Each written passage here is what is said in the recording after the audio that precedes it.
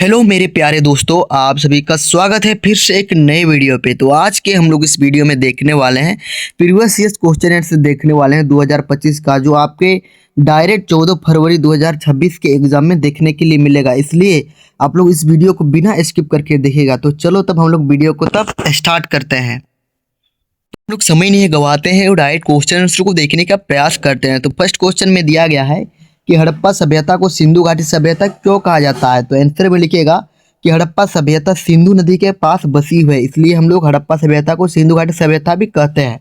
उसके बाद लिखिएगा कि इसके ज़्यादातर शहर सिंधु नदी के घाटी में मिले हैं, इसलिए इसी सिंधु घाटी सभ्यता कहा जाता है। और ये ज़्यादातर जो हिस्सा है वो सिंधु नदी पर मिला हुआ है, इसलिए हम लोग इसको सिंधु घाटी सभ्यता भी कहते हैं। समझ में आ गया। अब क्वेश्चन नंबर 2 की ओर बढ़ते हैं। तो क्वेश्चन नंबर 2 में आप लोगों को पूछा गया है कि गोत्र से आप क्या समझते हैं। तो आंसर में लिखिएगा कि गोत्र एक वंश या परिवार की पहचान होती है। एक ही गोत्र में लोग अपने आप को एक ही पूर्वज के संतान मानते हैं। तो इसका मतलब आप लोग समझ सकते हैं कि गोत्र एक वंश या परिवार की पहचान होती है। तो वंश या परिवार की जो पहचान होती है उसको हम लोग गोत्र कहते हैं।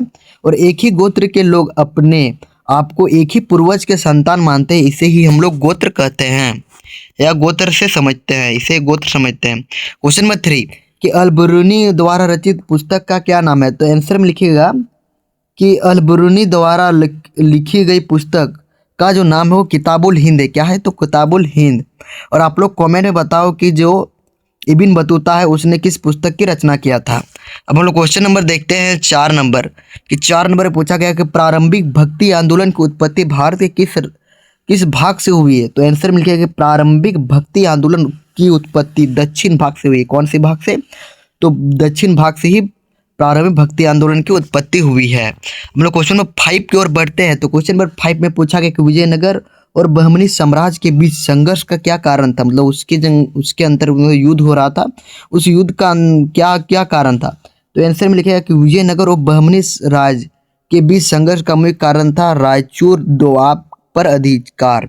जो रायचूर दोआब है उसमें अधिकार था कि हम लोग ये अधिकार करेंगे। बहमनी साम्राज्य करता है कि यह मेरा अधिकार है, विजयनगर साम्राज्य करता है कि यह मेरा अधिकार है। तो इससे चलते ही ये संघर्ष हुआ था। अब हम लोग क्वेश्चन नंबर 6 की ओर बढ़ते हैं कि दामिन ए कोह क्या है। तो दामिन ए कोह क्या है। तो दामिन ए कोह झारखंड बिहार क्षेत्र में स्थित एक पहाड़ी इलाका है। तो कौन सा इलाका है? तो दामिन ए कोह एक प्रकार का पहाड़ी इलाका है झारखंड बिहार के क्षेत्र में स्थित।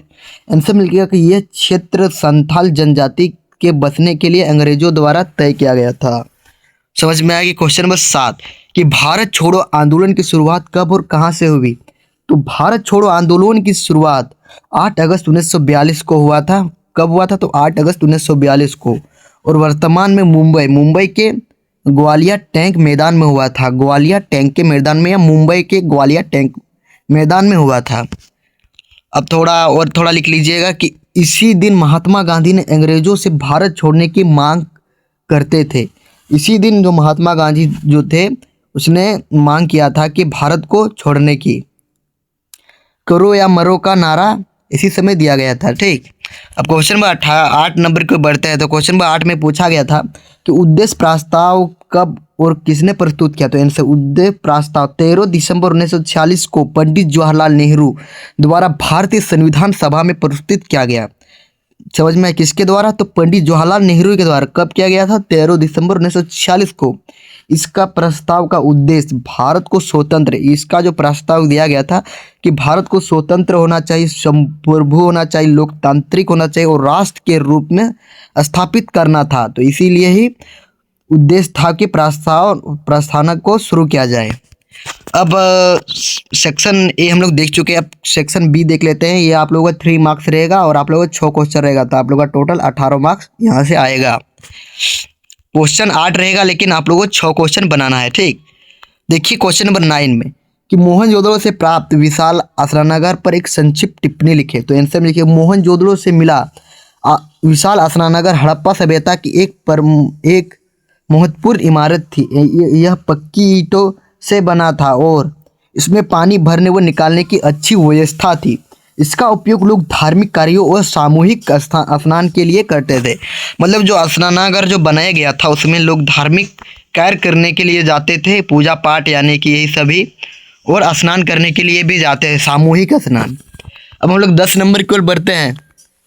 तो 10 नंबर में पूछा गया कि अशोक के धम्म की प्रमुख विशेषता का उल्लेख करें। ये पूछा गया है। तो अहिंसा, जो अशोक बोल रहे थे वो अहिंसा, किसी को भी चोट या नुकसान ना पहुंचना। मतलब वो अशोक जो कहते थे कि किसी को भी अहिंसा तरीका से किसी को चोट या नुकसान नहीं पहुंचना चाहिए। और बोलते थे कि सत्य और ईमानदारी, हमेशा सच बोलना और सही काम करना। और जो अशोक जो थे वो कहते थे कि हमेशा सत्य बोलना यानी कि सही बोलना और सही काम करना और सहनशीलता, सभी धर्मों और लोगों का सम्मान करना। और अशोक कहते थे कि सभी धर्मों को सम्मान करो और लोगों का भी सम्मान करो। ये कौन कहते थे? अशोक। इसे ही हम लोग अशोक के धम्म कहते हैं। अब हम लोग 11 नंबर की ओर बढ़ते हैं। तो 11 नंबर में पूछा गया है कि हीनयान और महायान संप्रदाय में क्या अंतर है, इसमें क्या क्या अंतर है। तो देख लीजिए, हीनयान केवल अपनी मुक्ति का लक्ष्य है। जो हीनयान है वो केवल अपना मुक्ति के लिए वो लक्ष्य करता है, जबकि महायान है वो सभी जीवों की भलाई और मुक्ति का लक्ष्य करता है। वो अपने लिए करता है सिर्फ हीनयान, केवल अपने लिए। और जो महायान है वो सभी जीव जंतुओं के भलाई के लिए वो लक्ष्य, मुक्ति लक्ष्य करता है। समझ में आ गया। अब हीनयान साधु और भिक्षु ध्यान करते हैं, साधु और भिक्षु को, जबकि महायान है वो साधु, भिक्षु और आम लोगों का भी भक्ति करते हैं। देखो, महायान जो है वो साधु का भी, भिक्षु और आम लोगों का भी, लेकिन जो हीनयान वो साधु और भिक्षु का ही ध्यान करते हैं। अब जो फिर एक पॉइंट्स में लिखिएगा कि हीनयान कम पूजा और ध्यान पर जोर करते हैं। मतलब हीनयान पूजा कम करते हैं और ध्यान पर जोर देते हैं। महायान देवता और बुद्ध की भक्ति अधिक है। जो महायान है वो देवता और बुद्ध की भक्ति अधिक करता है। समझ में आ गया। क्वेश्चन नंबर 12 कि गुरु नानक के प्रमुख उपदेशों का उल्लेख करना है। जो गुरु नानक जी थे तो उसके प्रमुख उपदेशों का उल्लेख करना है। तो आंसर में लिखेगा एक ईश्वर में विश्वास। वो एक ही ईश्वर पर विश्वास करता है और कहता था कि एक ही ईश्वर होता है, कि सभी लोग एक ही ईश्वर में विश्वास करें। और जो कहता था गुरु नानक कि जितना भी ईश्वर है लेकिन आप लोग एक ही ईश्वर पर विश्वास करो। ईमानदारी और कर्म करो, ईमानदारी और कर्म, मेहनत से कमाई करो और ईमानदार रहो। और जो गुरु नानक जी कहते थे कि मेहनत से कमाई करो और ईमानदार रहो, और समानता और सेवा, जात पात से ऊपर उठो और गरीबी की मदद करो, गरीबों को मदद करो। जात पात को आप लोग मत देखो, और जो गरीब है उस सभी का मदद करना चाहिए। कौन कहता था? तो गुरु नानक जी कहते थे। तो समझ में आ गया होगा। क्वेश्चन नंबर 13 कि विजयनगर के अमरनायक प्रणाली पर संक्षिप्त टिप्पणी लिखे। तो आंसर में लिखिएगा कि अमरनायक प्रणाली विजयनगर साम्राज्य की सेना की खास व्यवस्था थी। ये क्या थी? तो एक खास व्यवस्था थी। हर अमर नायक को जिम्मेदारी और सैनिक की जिम्मेदारी दी जाती थी। जो अमर नायक जो होते थे उसको जमींदारी और सैनिक की जिम्मेदारी रहती थी। और अमर नायक अपने इलाके में कानून, सुरक्षा और कर वसूल संभालते थे। इसे ही हम लोग अमर नायक प्रणाली की संक्षिप्त टिप्पणी कहते हैं। क्वेश्चन नंबर 14 नंबर की दक्कन में हुए किसान विद्रोह के क्या कारण थे? तो उच्च कर और जमींदार का बोझ, किसानों पर ज़्यादा कर लगाए जाते थे। जो किसानों जो थे उस पर ज़्यादा कर यानी कि टैक्स ज़्यादा लगाया जाता था। और भू संपत्ति का अन्यायपूर्ण वितरण, छोटे किसानों की जमीन बड़े जमींदारों को चली गई। जो छोटे किसान जो थे उसका जो जमीन था वो बड़े जमींदार ले लेते थे। और अत्याचार और शोषण, जमींदारों और अधिकारियों द्वारा किसानों का शोषण हुआ। मतलब बहुत अत्याचार किया जो जमींदार थे और अंग्रेज लोग थे। अब हम लोग 15 नंबर की ओर बढ़ते हैं। तो पूछा गया है कि 1857 की क्रांति का तत्कालीन कारण क्या था? तो देखिए, कर विवाद, बंदूक में गाय और सुअर की चर्बी। देखो, बंदूक जो था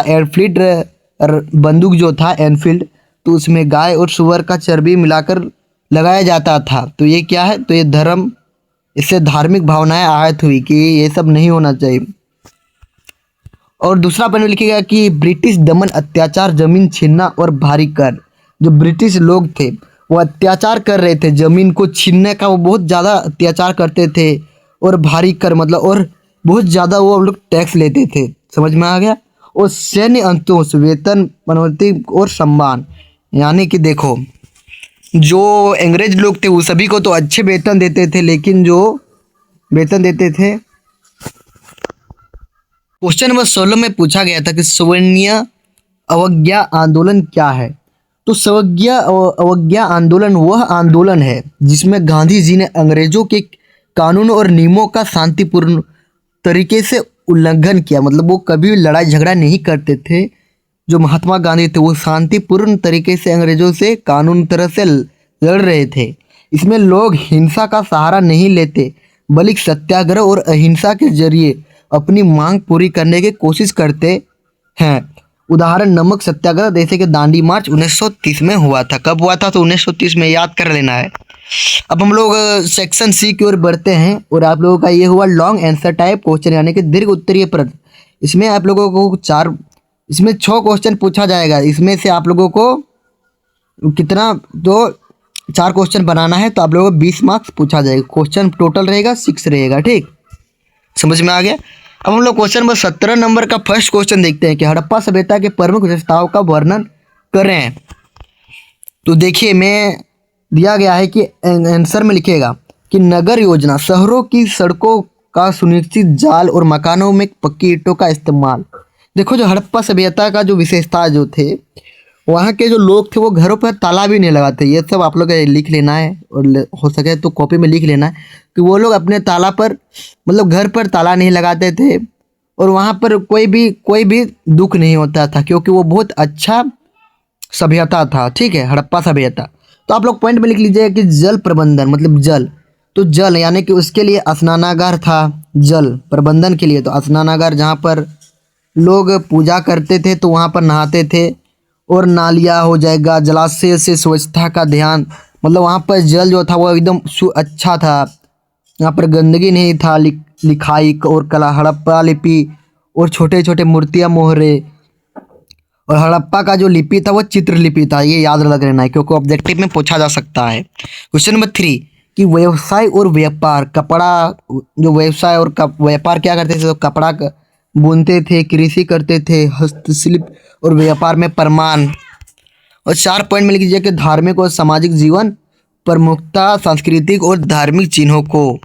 अब 18 नंबर की महात्मा बुद्ध के जीवनी और उपदेशों का वर्णन करना है। ठीक है, तो देखिए महात्मा बुद्ध का जन्म सिद्धांत गौतम बुद्ध के रूप में लगभग 563 ईस्वी लुम्बिनी नेपाल में हुआ। मतलब महात्मा बुद्ध का जन्म कब हुआ था, या गौतम बुद्ध का जन्म 563 ईस्वी पूर्व में हुआ था। ठीक, ईस्वी पूर्व में। वो किस जगह पर हुआ था? लुम्बिनी। ये किस जगह पर? तो नेपाल में हुआ था। उन्होंने राजसी जीवन छोड़कर तपस्या की साधना की। मतलब उसने राज को छोड़ दिया और क्या उसने तपस्या में साधना होकर दिया, मतलब वो तपस्या करने लगा। और तब बोध गया में बुद्धि वृक्ष के नीचे ज्ञान की प्राप्ति किया। मतलब जो महात्मा बुद्ध थे वो कौन से वृक्ष? तो बोधि वृक्ष में ज्ञान की प्राप्ति किया। ठीक है, अब प्रमुख उपदेश, तो उसका उपदेश था मध्य मार्ग, कि जीवन में अत्यधिक सुख दुख या दुख से बचना। मतलब जीवन में अत्यधिक सुख दुख या दुख से बचना। 4 आर्य सत्य, देखो 4 दिया गया है कि आर्य सत्य, जैसे कि दुख, सुख, कारण, दुख का अंत और दुख से मुक्ति का मार्ग। अहिंसा का करुणा, सभी जीवों के प्रति दया और प्रेम। वो कहते थे कि सभी जो जीव है उस सभी को दया और प्रेम करना चाहिए। और कर्म और मोक्ष, अच्छे कर्म करने और इच्छाओं को नियमित करने का महत्व। क्वेश्चन नंबर 19 की ओर बढ़ते हैं कि विजयनगर साम्राज्य के शासक कृष्णदेव राय की उपलब्धियों के बारे में लिखे। ठीक है, तो लिख लीजिएगा कि विजयनगर साम्राज्य को मजबूर किया और काफ़ी क्षेत्रों का विस्तार हुआ, जो बमनी सल्तनत और अन्य पड़ोसी राज्यों के साथ सफल युद्ध और गठबंधन किए। आर्थिक और व्यापार सुधार, कृषि को बढ़ावा दिया और सिंचाई व्यवस्था मजबूत की। और कृषि को बढ़ावा दिया और सिंचाई की व्यवस्था मजबूत की। व्यापार और बाजार को बढ़ावा देकर अर्थव्यवस्था की समृद्धि हुई। मतलब व्यापार को जो बढ़ावा हुआ और बाजार को बढ़ावा देकर अर्थव्यवस्था को समृद्धि दिया, मतलब अच्छा किया। धार्मिक और सामाजिक योगदान, मंदिरों का निर्माण करवाया, जैसे विठुल मंदिर, हनुमान मंदिर। कला, संस्कृति और साहित्य का उन्नति दी। क्वेश्चन नंबर 20 की ओर बढ़ते हैं कि अस्थाई बंदोबस्त से आप क्या समझते हैं। तो अस्थाई बंदोबस्त का अर्थ यह ब्रिटिश सरकार द्वारा भारत में लागू किया जमींदार प्रणाली थी, जमींदारी का प्रणाली थी। इसमें जमींदारों के अस्थाई अधिकार दिए गए और किसानों से निश्चित कर वसूल किया जाता था।